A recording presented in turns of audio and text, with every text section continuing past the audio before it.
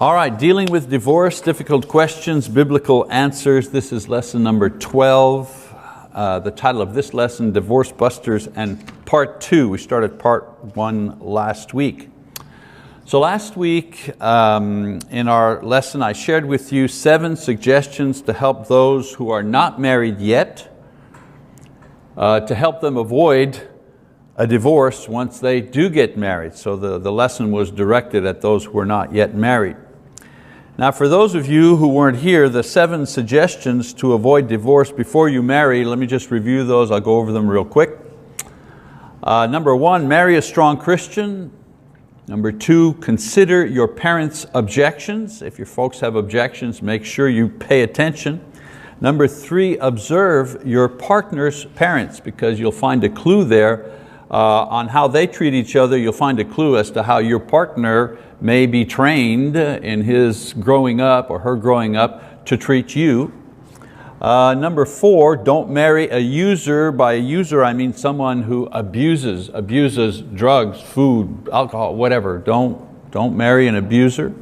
Number 5, observe how your partner handles money, because I mentioned last week that most conflicts, especially early on in marriage, is about how to handle money. So observe how your future partner handles money. Number 6, don't marry a liar. Of course, you know, the basic element that maintains a marriage is trust. So if your future husband or wife has problems with the truth, beware. And then number 7, make sure your future spouse can hold down a job, because it's a long life living with someone who doesn't like to work or can't hold down a job.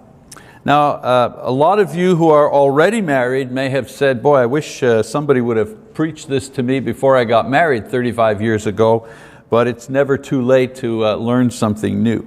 All right, so today we're going to continue this subject with a part 2 lesson dedicated to those who are already married and who want to avoid a divorce in their relationship. So some suggestions as to how to avoid a divorce before you get married. Today, some suggestions about how to divorce-proof your marriage if you are already into one.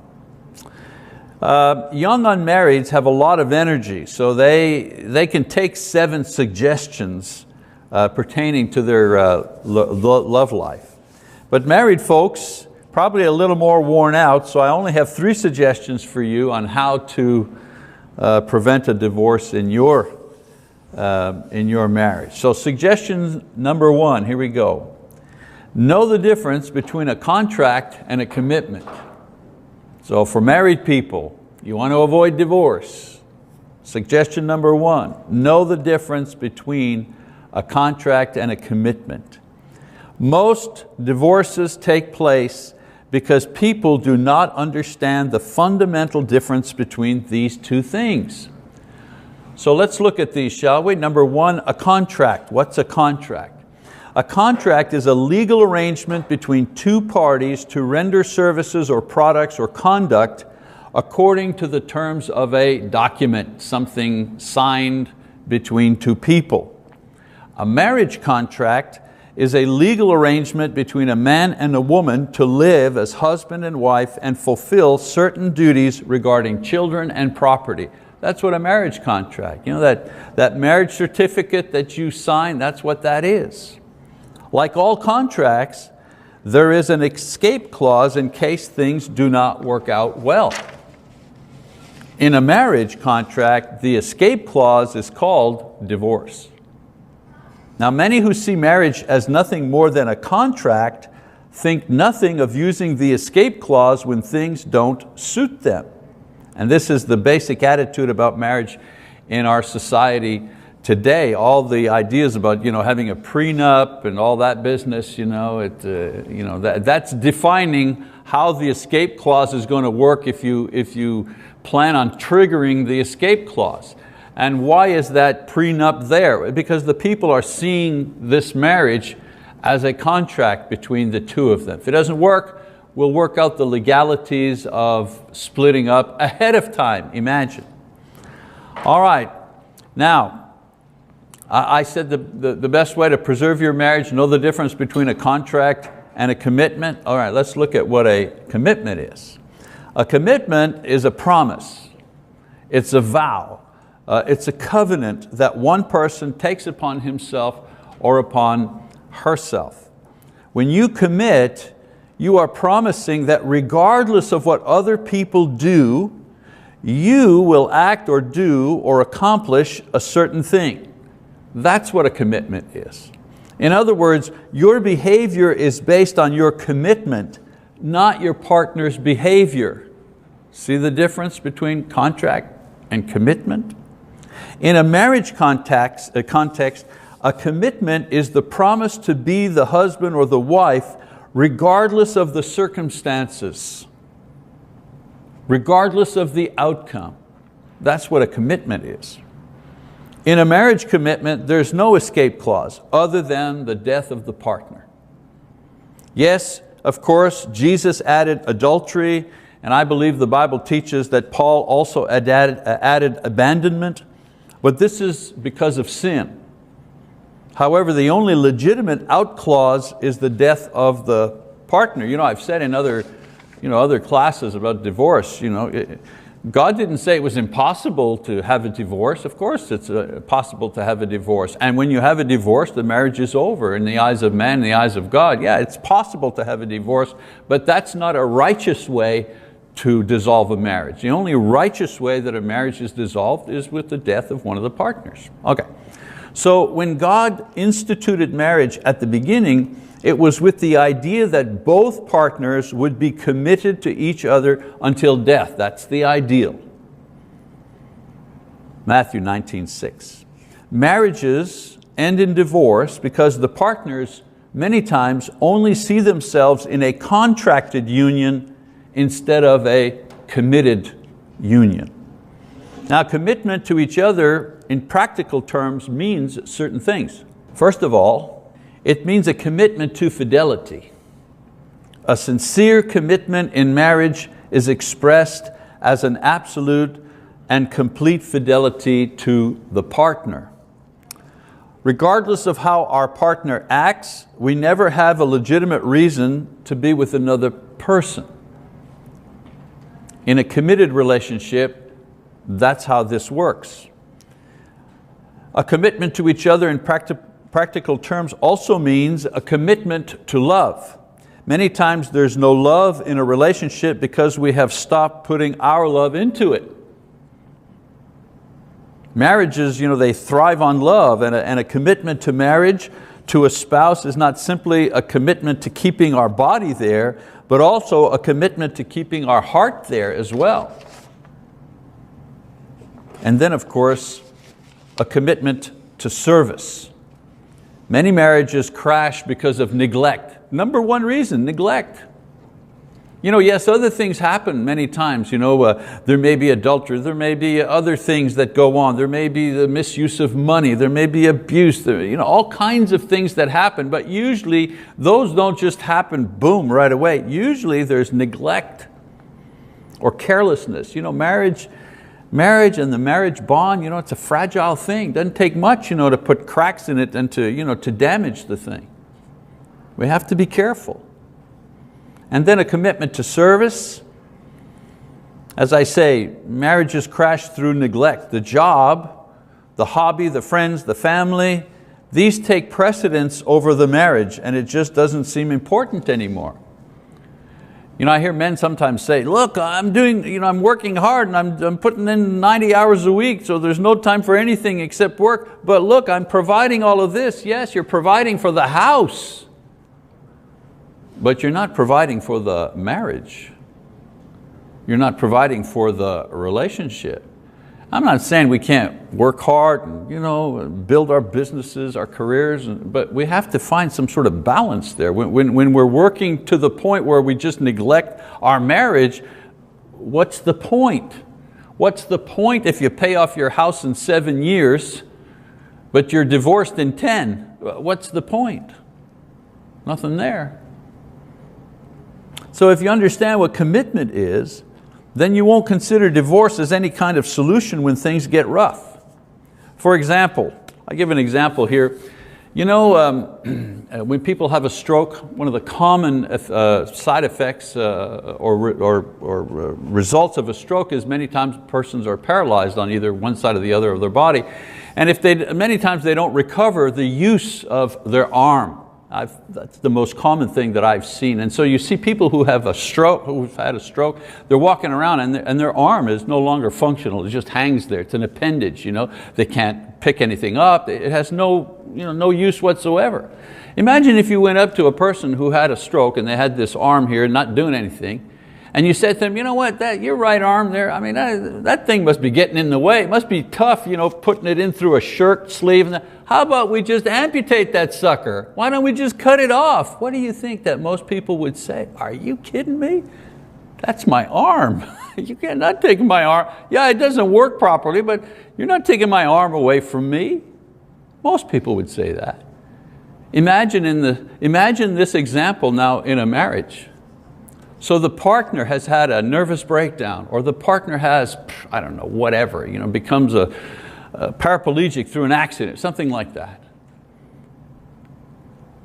And someone says, you know what, your marriage partner can't function anymore, can't earn a living anymore, can't support you, can't have sex. I mean, what good is it? Why don't you just cut her off? Because she's not useful to you anymore, or he's not useful to you anymore. What would people say? Wait a minute, that's my wife you're talking about. That's my partner, she or he, Not the way they used to be, but doesn't matter. It's still this is my partner. And so in a commitment relationship, cutting off simply to resolve your issue is not one of the options that we have. Marriages don't need more money, and they don't need more sex to survive. They need commitment as the rock solid foundation upon which the relationship can be built. That's what they need. So suggestion number 1, know the difference between a contract and a commitment if you want your marriage to flourish. Suggestion number 2, get some help. Get some help. So many people come to see me after they've called their lawyer or after their partner has left them. Usually too little, too late. If your partner has left you, I mean, I've had this happen to me. The one person comes in, they want to talk about their marriage and they need some help with it. And as I ask questions, okay, well, tell me a little bit about what's going on, and what do you think led up to these problems? And they say, oh, well, Johnny or John or whoever, their partner. Oh, no, well, he's in his own apartment now. Yeah, no, he left 3 months ago and he's in his apartment now. Oh, I say. Yeah, I thought I'd come see you, maybe, help us kind of work on our marriage. If John's got his apartment and signed the lease, it just may be a little too late to work on your quote marriage. You should have come and seen me, before this happened. Try to understand, people are sinners. And when you put 2 sinners together in a relationship for life, there's bound to be trouble. I know during the courting stage, she looks at him and said, you know what, you're perfect. And he looks at her and so beautiful, so fresh, and said, no, darling, you're perfect. You're more perfect than I'm perfect, and it's just so wonderful. But then after a while, the perfection starts to wear off and the real person, the normal person, I'm not saying the bad person, just the person kind of comes out there with all of their flaws. So of course, there's bound to be trouble, there's bound to be issues, there are bound to be difficulties. The thing is, don't be discouraged by that. Don't let that discourage you and make you quit. Accept it, work with it. Now most times, people can work things out by themselves if they're having issues. But there are times when a couple gets to an impasse, a deadlock, a standoff, and they get into this cycle that they can't seem to break. So when this happens, when you get into that, a couple of things to remember. First, swallow your pride. A lot of couples will stay in their misery because they're too proud to admit that they're in trouble and they need help. So what they do is they lock into this kind of survival mode, and they stay in this survival mode as best they can, sometimes for years, because they're too proud to go to someone. Doesn't matter, their mother, their minister, a counselor, they're too proud to say, we're having problems. And they put so much energy into projecting a happy facade for everyone, the neighbors, the family, the church, because they don't want anybody to think that they somehow have failed. And they don't realize that by doing that, they're undermining the very thing that they're trying to save. Men are usually more guilty of this than women. They hate to admit that they failed somehow. They don't like to acknowledge that they might need some direction, that they don't know everything, that they can't fix it by themselves. Sometimes one of the partner's attitude is that, there's nothing wrong with me, you're the one that needs the counseling. I've seen that a lot.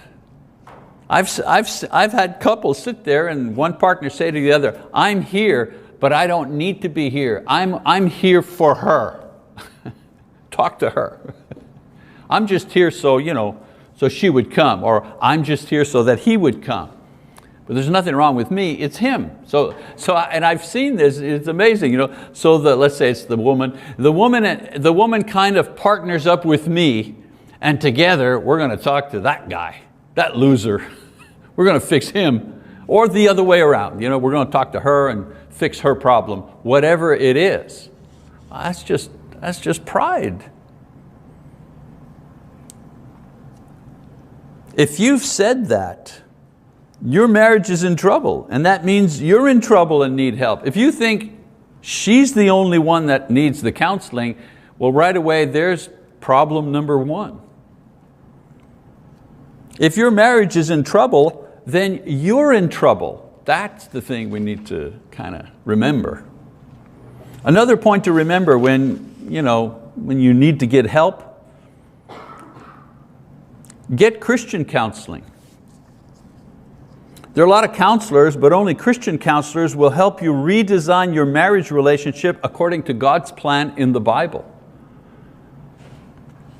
Secular counselors want to get you to do what you really want to do. They may even include divorce. Well, if you're just not fulfilled and what you really want to do is write and go to Italy and write your novel, well then fine, that's, you need to yourself to be fulfilled. So maybe, you ought to just, jettison your partner. Maybe a little divorce will take care of business, as long as we do it amicably, as long as we're still friends after the divorce. So you can go and write your great novel in Italy and, no. Christian counselors will help you know and do what God wants you to do. In the end, this not only brings peace to the relationship, but also brings peace of mind. No one who has been through a divorce feels nothing afterwards. Like feels, that was good. I'm glad I did that. That was a wonderful experience. Finally, I'm free, I'm at peace. Nobody feels like that after a divorce. Even the person who is the quote victim, okay?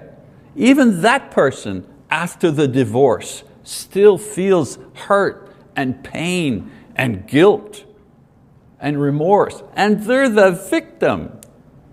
I can't even imagine, I can't even begin to tell you what that guilty party feels after they've been through a divorce. So there's no great feeling after a divorce. That's why it's better that we work on the relationship than, there's less emotional damage if you're working on the relationship than if you simply choose an easy divorce to get out. Now, you understand, I can't say everything there is to say about divorce in one lesson.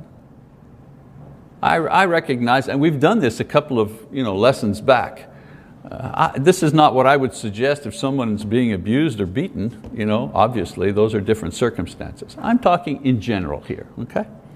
And then another suggestion, when you're at an impasse in a marriage, swallow your pride, get Christian counseling, and be patient.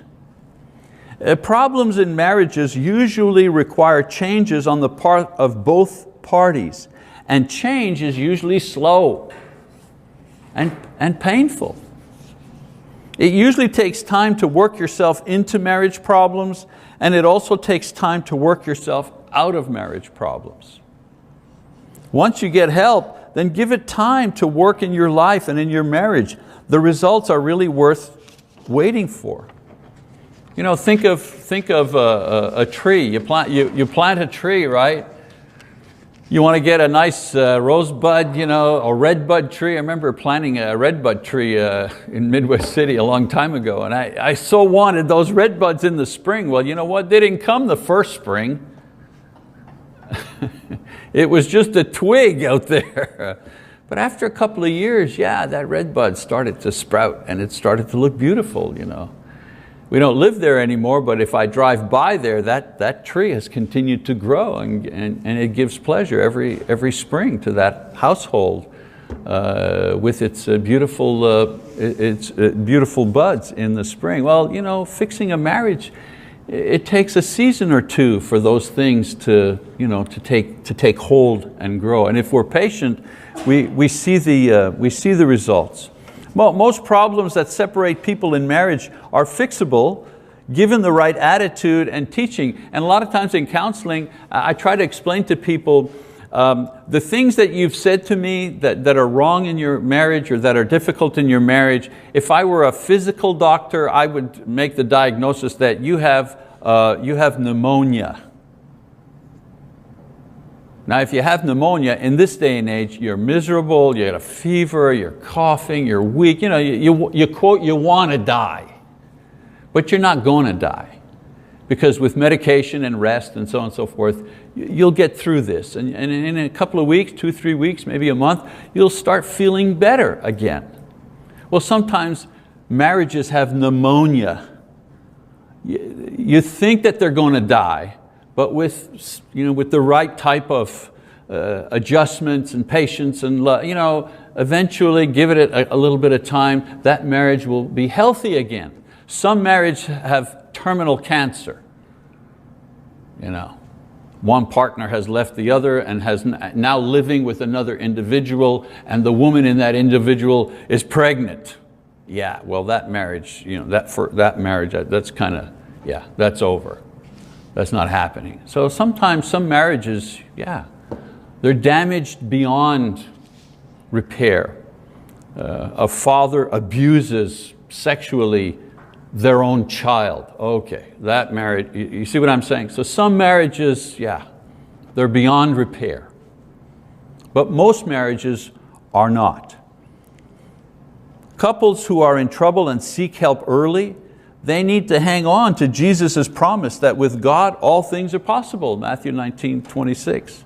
Even marriages that seem hopelessly in a mess can be fixed and restored if only we trust in the Lord of hopeless causes. My thought is, let me get a slide. If God can resurrect Jesus from the dead, He can also resurrect a dead relationship if we obey, if we trust in Him, if we do what He says. All right, so suggestion number 2 for those who are married, want to avoid divorce, get help. Get help for your marriage if it's in trouble. And don't feel ashamed, like, we ought not to be in trouble. Of course not. I mean, you're two sinners and you're trying to have a relationship for life. Of course there'll be problems. And there'll be some problems you won't be able to fix by yourself. You'll need help. So don't be proud, get that help. Then suggestion number 3, I only have 3. Learn to forgive. Learn to forgive. Divorce is the final refusal to forgive.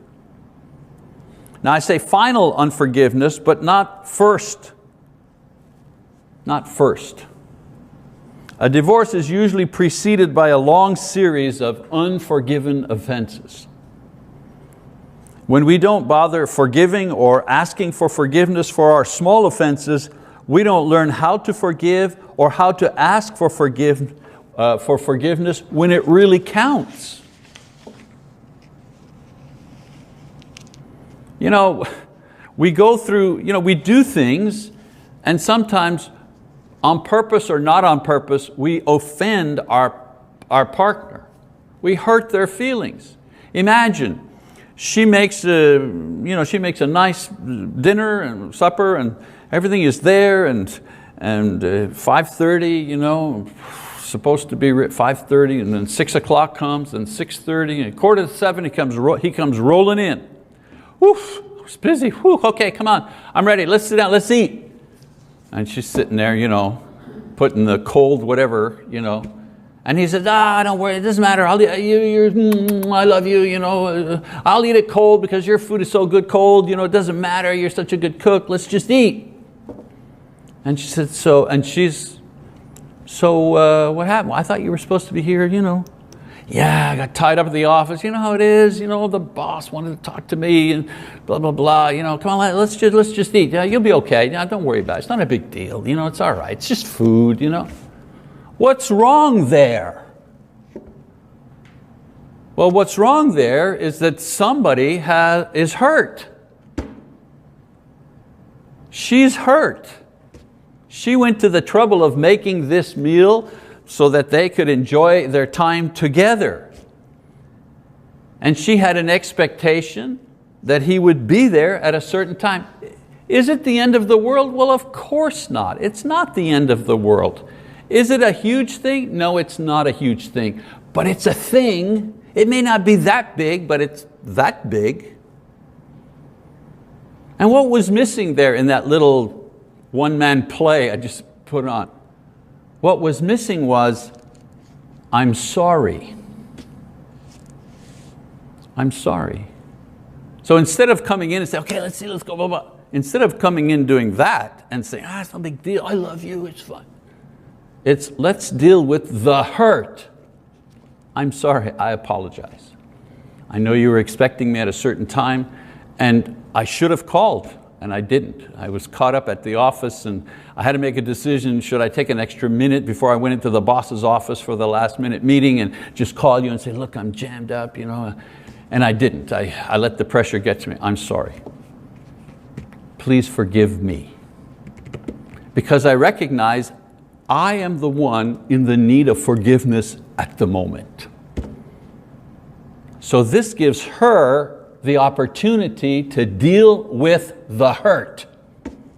So she can do two things. She can say, whatever, and keep eating, or she can say, I understand. That's okay, I forgive you, it's okay. Let's just eat. So that little thing there, it got taken care of.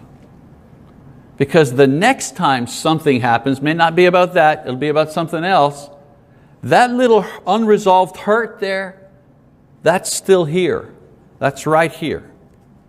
And then the next time something happens like this, and he happens to be the guilty guy, it goes both ways, of course, but let's just say it's him, then another one of those little hurts, unresolved, goes here. And these things keep adding up. And the net result of that is that when it's her turn to say, please forgive me, because I've done something wrong, whatever it is, she looks at all this hurt and she goes, you owe me so much that you don't deserve to be forgiven. She won't articulate it like that, but that's what she'll do. Do you see this cycle starting now? You see how this works? Just keep that going for 2 years and find out how much love there is in that relationship. So we have to learn to say, please forgive me. There can never be a new start without forgiveness. That's why the first goal of a couple in marriage in trouble is to forgive one another. This even applies to those who have been divorced. There's no healing, there's no new start, there's no new life until forgiveness has taken place. Forgiving the other person for what they've done and forgiving yourself. As I say, new life doesn't start when you get a new apartment or even when you remarry. It starts when you forgive. Many folks, they want to forgive, but they're not sure what forgiveness really is or how to go about it. So let's understand now what forgiveness is. Forgiveness is giving up the right to receive payment that you justly deserve. Whether it be the right to an apology or some restitution or some sort of punishment. In forgiveness, we don't just give up our payment, we give up our right to receive payment or even to ask or to refer to it again. That's forgiveness. Let's go back to our cold dinner example. He says, I'm sorry, this probably hurt you, whatever. Those words, please forgive me. I'm going to do better. Next time this happens, I'm going to remember this and I'll be more considerate of your feelings. And she says, okay, I forgive you, it's okay. It's not a big deal, but I appreciate you saying that. Let's just eat. When she said to him, that's okay, I forgive you, she's giving up the right in the future to refer to this incident again. Because with forgiveness comes, I erase that. You don't owe me an apology anymore for this thing because you've asked me, please forgive me. Meaning, can we just take this one off the books? So it's not real forgiveness if 3 months down the road he's late again for dinner, similar scenario, let's just say, and she says, well, I'm used to this. Here we go again. You forgave. That means you gave up the right to ask for payment for this particular thing. So a lot of folks want to forgive, as I say, they're not sure what it means. In forgiveness, we don't just give up our payment, as I say, we give up our right to receive the payment. We also signed the right over to Christ. In other words, the other person now owes Jesus what they previously owed to us. They still owe it, but they don't owe it to us anymore. They owe it to God in Christ. We've turned it over to Him in prayer. And if He will demand it of them, then they will have to pay it. For two Christians, that's wonderful. So that Christian couple, please forgive me. She says, yes, I forgive you. The offense goes to Christ, and Christ then echoes, yeah, I forgive you too. In the waters of baptism, I've forgiven you that thing as well. For the non-Christian, I forgive you. Now that sin goes to Christ. If that person's not a Christian, ultimately they'll have to answer to the Lord. When in Romans, when he says, vengeance is mine, says the Lord, I'll repay, that's what he means. Those who have offended you, don't take justice, don't take revenge, leave it to me, trust me, I will take revenge for that. Now in return for this forgiveness, Jesus gives us what? He gives us peace. He gives us peace concerning the issue. We trade anger, resentment, and desire for revenge and hurt. We trade that for peace. And we get a bonus. The Lord also gives us forgiveness for our sins, which He transfers from us to Him as well. So sometimes the stuff, in a divorce, sometimes the stuff is so old, it's so complicated, it's so hurtful that it cannot be untangled. It can't be taken back. We just need to wipe the slate clean, and forgiveness is the only thing that can do this. I've seen that as well, and I've experienced that as well. Something that happened so long ago, you ever notice you try to, like you're trying to work it out, and you can't even agree on the details anymore that it's so old.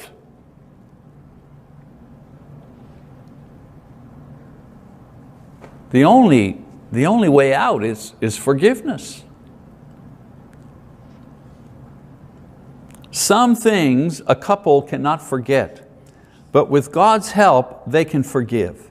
And that forgiveness permits them to move on and to start over. Now, for people who are already divorced, it permits them to start over, move on and start over a new life. For people married to one another, hurting one another, it permits them to move on from the hurt.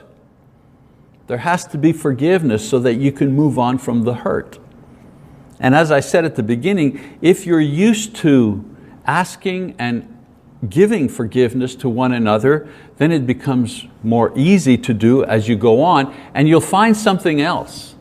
You'll find that you offend each other a lot less. Just works that way. So at the end, at the end of my last lesson, I mentioned that you could have probably added a lot more suggestions to what I said. Remember the 7 suggestions to avoid a divorce before you get married? I suppose that this could be true in this lesson as well. But I've picked 3 things that from my own experience in counseling that I've seen over and over again. Now, I'm confident that most divorces that take place, whether they be among Christians or non-Christian couples, could be avoided, and we do a little review. First of all, if people would enter into the marriage with a commitment mindset rather than a contract mindset. This would eliminate divorce as an option when things get rough and motivate the couple to really work on their problems instead of taking what seems the easy way out. Trust me, divorce is never the easy way out. It's always painful, always.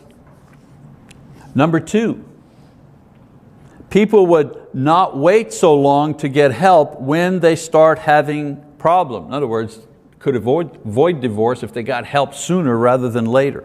We don't hesitate. Here's the point.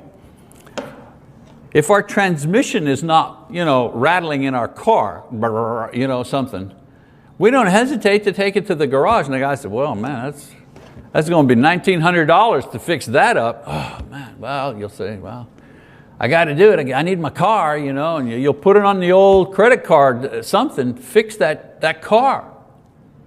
And yet, when our marriages start to, start to rattle, we're afraid to spend 5 cents.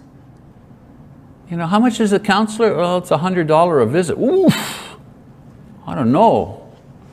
And the counselor says, well, considering some of the issues that you people have, I think maybe a dozen or so sessions might help, might get us back on track. Oof, $1,200 just to sit and talk. I don't know. We'll invest $1,200 in a 10-year-old car, but we won't do it in a 10-year-old marriage. Doesn't make any sense. Doesn't make any sense. And then number 3, we could avoid divorce if people would invest as much emotional energy into forgiving each other as they do in winning the argument or fighting with each other. Forgiveness is an integral part of building a healthy relationship, and if you want to live in peace, you have to learn how to ask and give forgiveness, because forgiveness is the best kind of closure. Best kind of closure, because it gives you a push forward. If you've asked for forgiveness sincerely and understood what it is that you've done to hurt your partner, and if you've offered forgiveness sincerely because you understand that your partner needs this and you need this to move on, your marriage gets like new life after that. You're at another level. The other one thing before we close out I want to say is that when you have forgiven one another for an issue or something like that, your marriage feels so much stronger after that. Why? Because a thing at the level of what happened before will no longer slow you down. The being late for supper thing, that might not happen again, and if it does, you've already learned how to work that one out quickly. Lisa and I, we've been married 38 years, and the thing that we've noticed in 38 years, we used to call them fender benders.